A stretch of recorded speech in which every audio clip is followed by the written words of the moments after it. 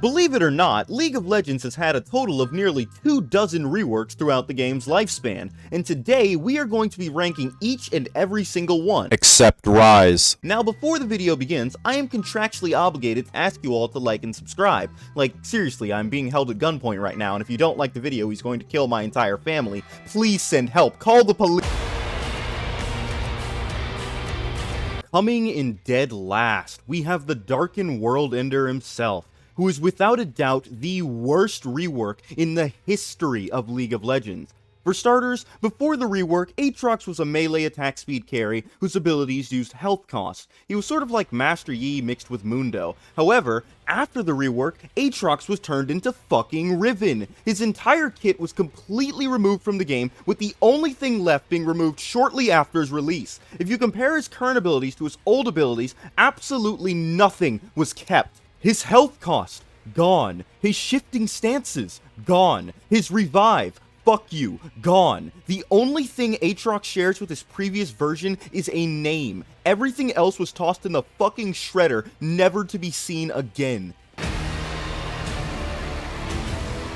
While certainly one of the best glow-ups of any rework, Mordekaiser still manages to find himself at the bottom of the list for the exact same reason as AATROX. Before the rework, Mordekaiser was actually an ADC, with a complete nonsense kit that also gave him a dragon pet for some reason. To be totally honest, Mordekaiser had some of the worst designed abilities in the entire game, but despite this fact, the one saving grace for his design was the ability to build basically any item you wanted. Mordekaiser had a lot of hybrid scaling, which meant one game you could go full crit, and then the next game you could go AP Bruiser, but with the release of Mordekaiser's rework, everything that made him unique was completely stripped from his kit. Whereas before you were a melee versatile ADC, now Mordekaiser is stuck as being an AP Bruiser every single game, and he doesn't even get to keep the dragon.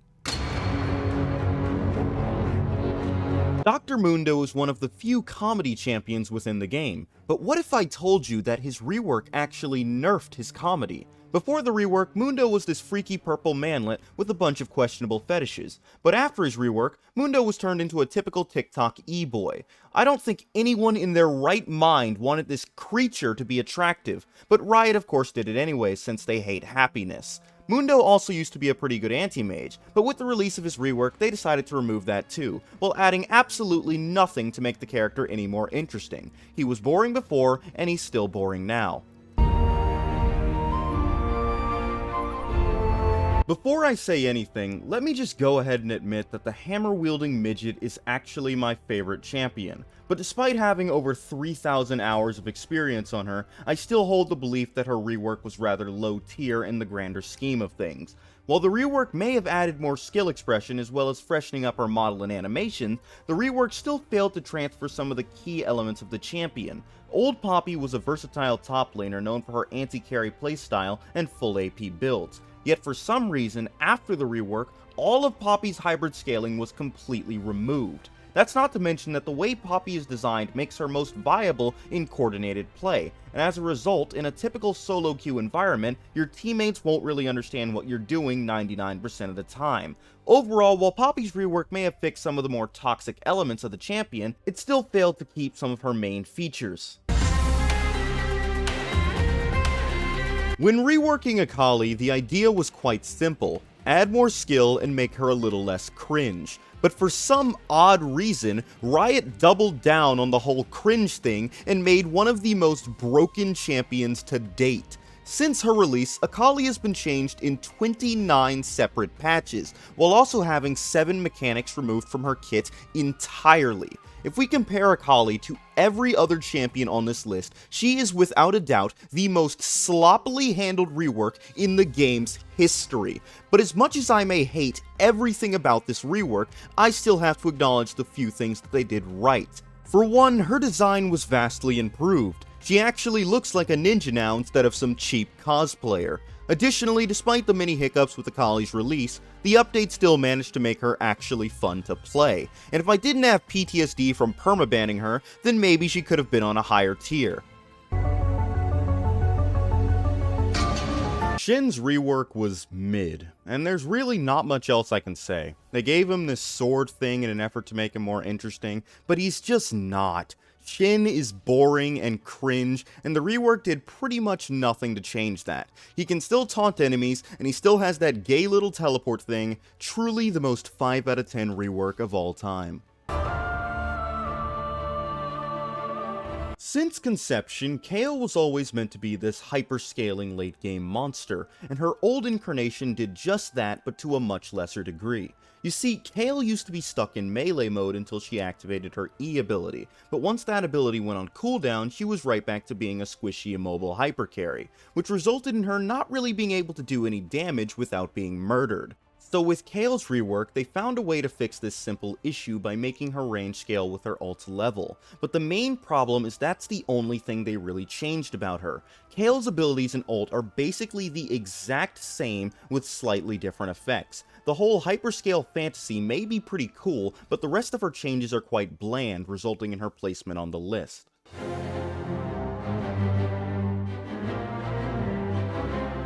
The original Swain was literally created in less than 2 weeks, and if you look at his old design, it really shows. So it's no surprise that when reworking Swain, they trashed the majority of his abilities, but what is surprising is that they decided to keep the most interesting parts of his character intact. Really, the only reason he's so low on this list is because he was completely useless for 3 years following his rework. He was such a terrible character that Riot seemingly completely forgot about him until this year when his new mini rework released. But if we forget about the few years of him being the weakest champion in the game, the Swain rework was overall quite solid. Yorick's rework is quite polarizing. On one hand, they managed to fix one of the most disgusting and unfun champs in the game, yet on the other hand, they created one of the most unfun and disgusting champs in the game. Before the rework, Yorick would summon a bunch of little dudes to kill you, and that was basically his whole kit. In modern day, Yorick throws sand at you. If the sand hits you, then you die. If the sand misses you, then you still die. And when Yorick isn't busy absolutely demolishing your asshole, he's busy destroying every tower on the map. Quality-wise, the Yorick rework is better than the ones we've discussed previously, yet too boring to earn him a higher placement.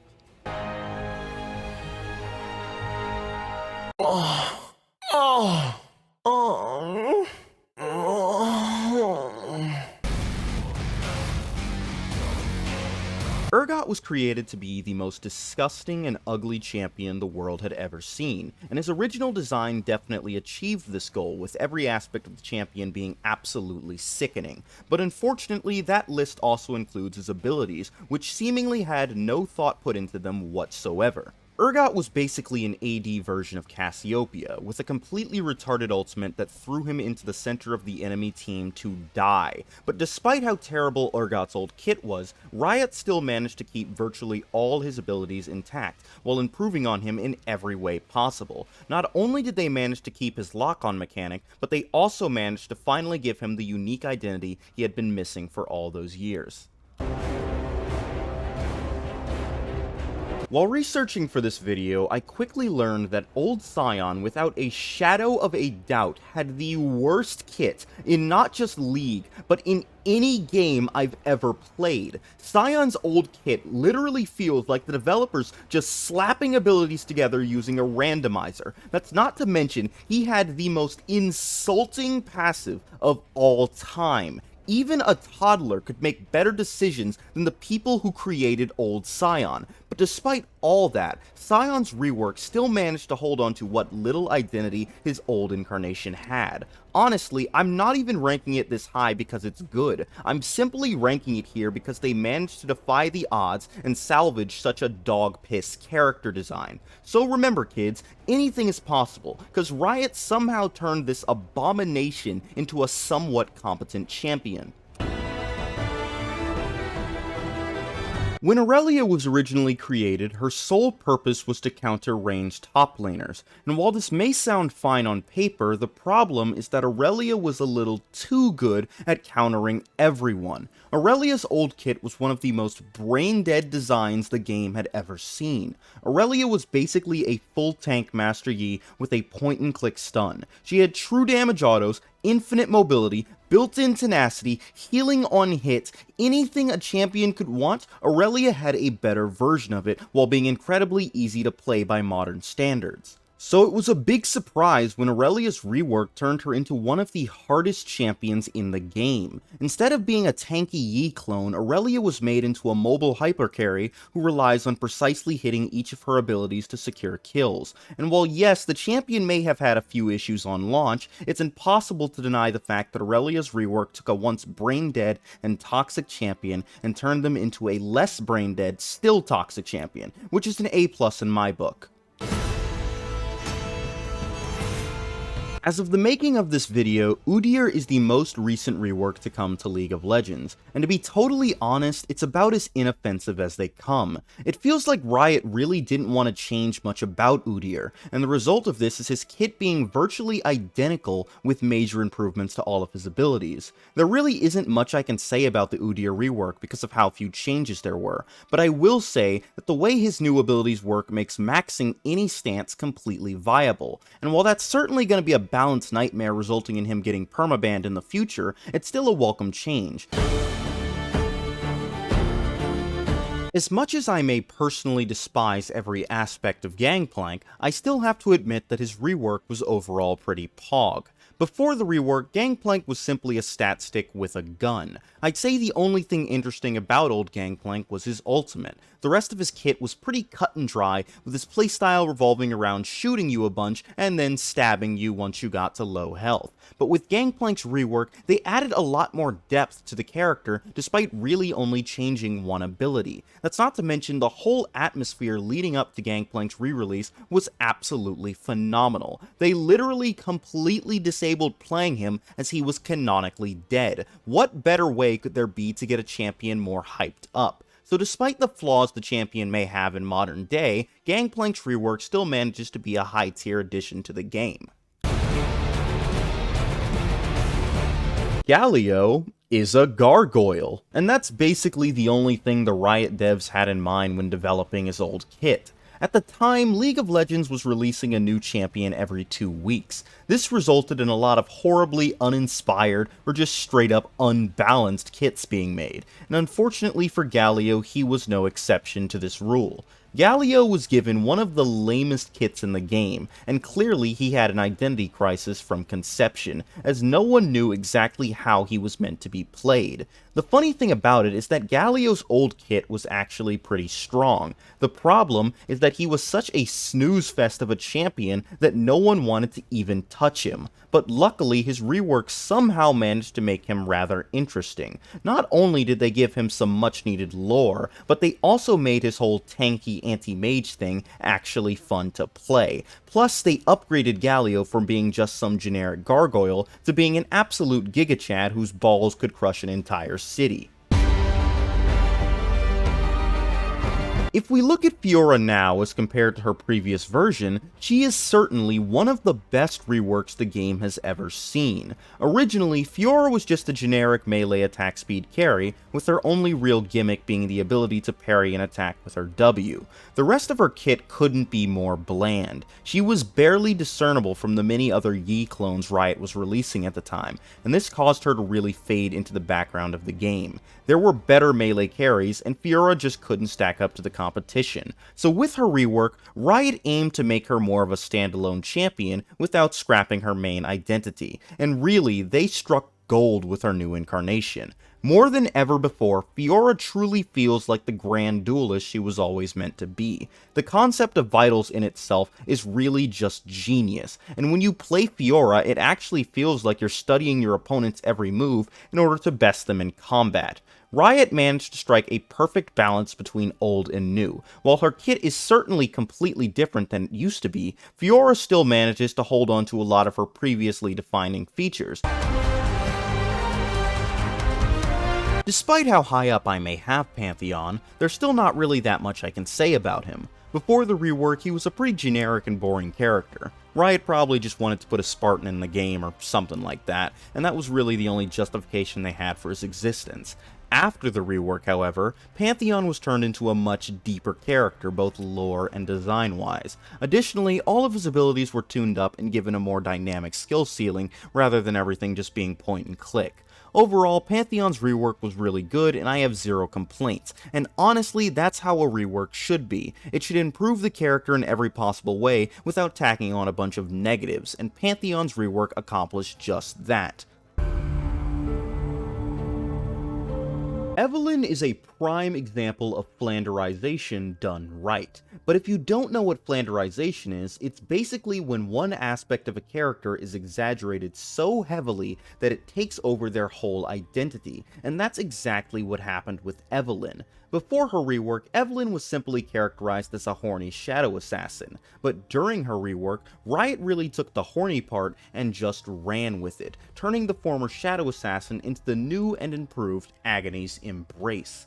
Evelynn's kit was completely modernized and jazzed up to make playing her feel better than ever, while losing nothing she previously had. The rework only brought improvements to the character in both the gameplay and lore department, which, speaking of, if you haven't read Evelynn's lore, I highly recommend it. Even if you aren't really into League of Legends lore like that, I still think it's worth checking out, especially if you're interested in the concept of a demon e-girl gaining pleasure through slaughter. Anyway, Evelynn's rework was pretty good, 10 out of 10 would sub to her OnlyFans again. Warwick is without a doubt the most faithful rework in League of Legends, and I know I've said that Riot modernized champions a lot in this video, but compared to everyone on this list, Warwick fits the bill the most. Riot didn't just keep some of Warwick's kit, no, they actually kept all of Warwick's kit, while still managing to give him a brand new ability on top of all that. Riot also introduced more skill into Warwick's gameplay while maintaining that simple beginner-friendly design he had previously, and I haven't even mentioned the glow-up. Just look at how much more detailed Warwick looks now as compared to before his rework. Truly one of the greatest of all time, but there are still 3 spots left that I personally think did a slightly better job. Volibear is probably one of the most ridiculous champions ever added to League of Legends. He is literally just a talking bear who wears armor and dances. Nothing could possibly be any more silly. Even champions specifically made to be comedic could not compete with the levels of hilarity generated by this joke of a champion design. So imagine my surprise when Riot somehow managed to turn the dancing bear into a rage-fueled old god with an unquenchable thirst for war and conflict. What Riot did to Volibear is truly phenomenal. They took one of the most ridiculous champ concepts possible and turned it into something completely unique. If you had have told me pre-rework that Volibear would end up being a ferocious demigod, I would have laughed in your face before swiftly calling an asylum to have you institutionalized. And yet here we are today, with one of the best reworks in the game going to one of the silliest champions. I doubt any of you are surprised by Fiddlesticks being ranked this highly. After all, he was the most hyped rework of all time. Everyone and their grandma was excited for the new Fiddlesticks to come out, and he certainly did not disappoint. For starters, just compare his old version to his current one. The amount of effort and care that went into creating this hellspawn is just mind-blowing. His visuals, his voice work, his theme, just everything about Fiddlesticks is so perfectly crafted. That's not even mentioning the fact that Fiddlesticks is actually scary, even in-game. I have over 4,000 hours of League under my belt, and I still find myself jumping sometimes from a well-placed crowstorm. Being able to create horror in a game not meant to be scary is based on just so many levels. Like, I can't really even put into words why Fiddlesticks is just so perfect. On any other list, he would have definitely been the #1 rework, but for me, there's one champion that stands above him. Nunu and Willump may not have had the best gameplay update, and I'll admit that up front. They may not have had the best lore, especially when compared to the other top contenders on this list, and if you really want to go there, you can even bring their balance into account because there's definitely some questions to be raised there. But regardless of what criticism you may have against this rework, I will still always think it belongs at the top of the list, and the main reason for that is Nunu and Willump are the reason I started playing League of Legends. As weird as it may sound, I found the two's design to be the most charming thing I'd ever seen in my entire life. In this universe with outlaw gunmen, axe-wielding maniacs, and literal demons, there still manages to be a boy and his Yeti. So for some unexplainable reason, I was completely drawn to the game over the idea of having snowball fights on a raging battlefield, and from there the rest is just history. Like I said at the beginning, it's completely understandable if people think this wasn't the 11 out of 10 I'm rating it, but you know, at the end of the day, I don't actually have to explain anything to you because this is my list and I control everything here. Fuck you, AATROX is now the best rework in the game.